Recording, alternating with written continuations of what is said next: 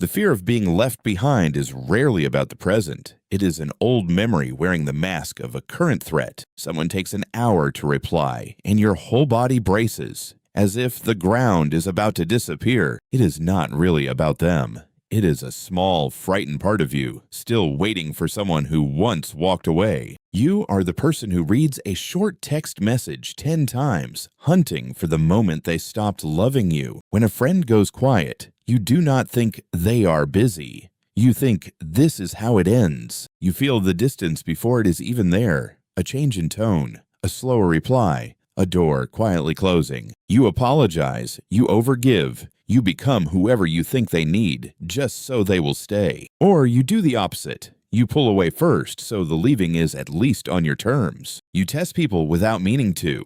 Push a little. See if they hold on or let go. When someone loves you, part of you relaxes, and another part starts waiting for the catch. You can be held, chosen, reassured, and still hear a quiet voice whisper, "They will leave too." Goodbyes feel heavier for you than for other people. Even small ones, even "see you later." And the strangest part is, the people you fear losing are often the ones you push the hardest. It feels like too much, like you are difficult, needy, broken. You are none of those things. You are carrying an old wound that learned one brutal lesson: love can leave without warning. Let's follow it down. Humans are built to attach. As babies, closeness was not a luxury. It was survival. A baby cannot feed itself or protect itself. Connection to a caregiver is literally life or death. So evolution wired a powerful alarm. When the caregiver disappears, the baby panics. Loudly. That alarm worked. Crying brought someone back. Closeness meant safety. Distance meant danger. You still carry that ancient wiring.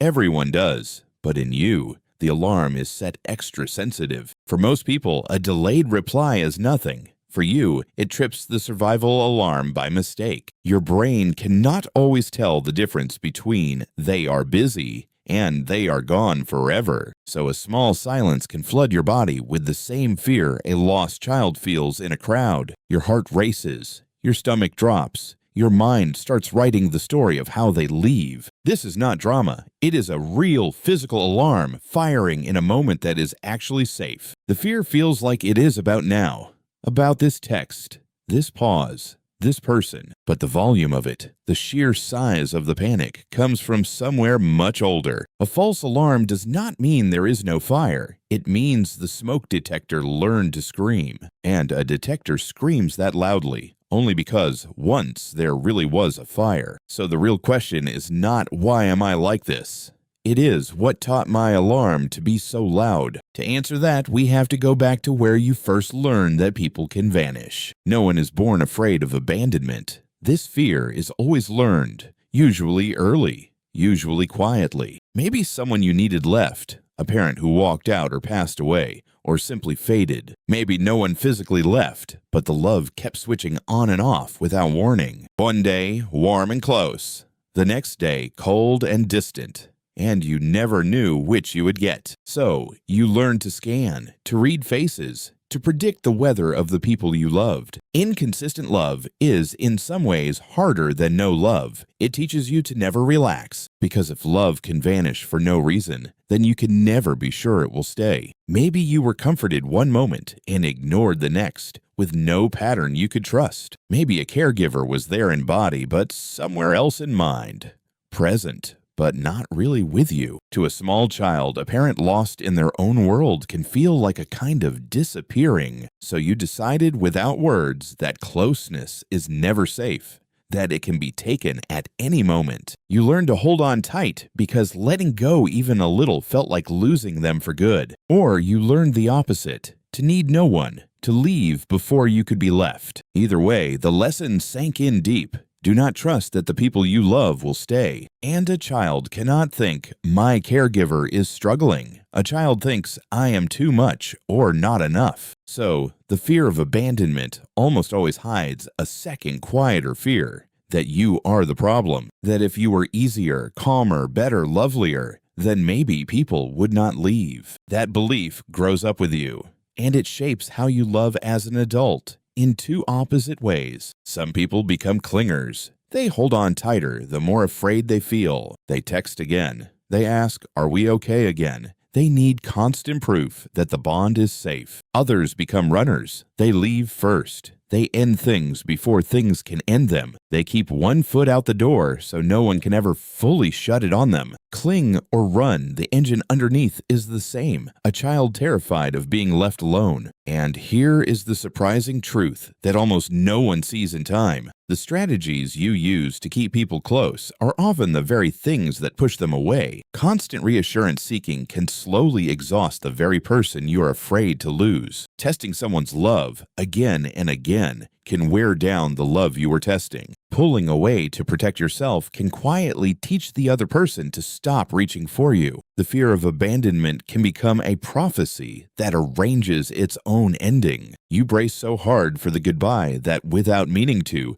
you start writing it yourself. And when they finally pull back, overwhelmed, it feels like proof. See? Everyone leaves. But it was not proof that you are unlovable. It was the old wound steering the wheel. The frightened child inside grabbed the controls and drove straight toward the thing it feared. This is the cruel loop. The harder you grip or the faster you flee, the lonelier you become. And every lonely ending feels like one more piece of evidence that the fear was right all along. But the fear is not a prophet. It is a wound. And a wound is something that can finally heal. Before we talk about healing, it helps to see the real cost of carrying this fear. It is exhausting to love while constantly scanning for signs of the ending. You are never fully in the moment because part of you is always guarding the exit. You miss the warmth that is actually here because you are bracing for the cold that might come. Reassurance helps for an hour, maybe a day. Then the fear quietly refills and you need more. No amount of "I am not leaving"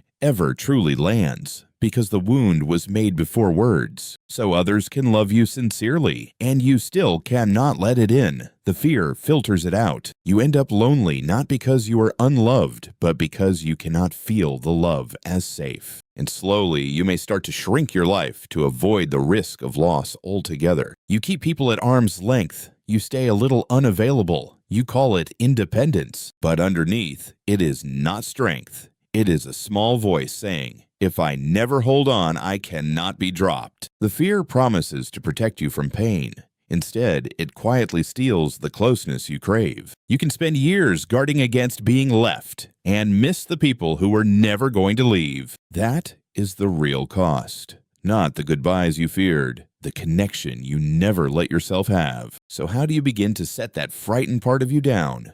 Gently and on purpose. Start with one quiet truth. The fear is not lying to hurt you. It is trying to keep you safe. It is an old protector using an old map in a world that has actually changed. So the next time the panic rises, pause and try to notice it instead of obeying it. Put a hand on your chest and say, "This is the old alarm, not today's reality." Ask yourself, what do I actually know right now versus what is the fear predicting? Usually you will find the present is far safer than the panic insists it is. Then, instead of reaching outward for reassurance, try turning gently inward toward the scared child. That part of you is not weak or shameful. It is young, and it has been afraid for a very long time. You can become the steady person it never reliably had, the one who stays. You can say to it, quietly, "I know you are scared they will leave. I am not going anywhere." You cannot promise that no one will ever leave. No one can.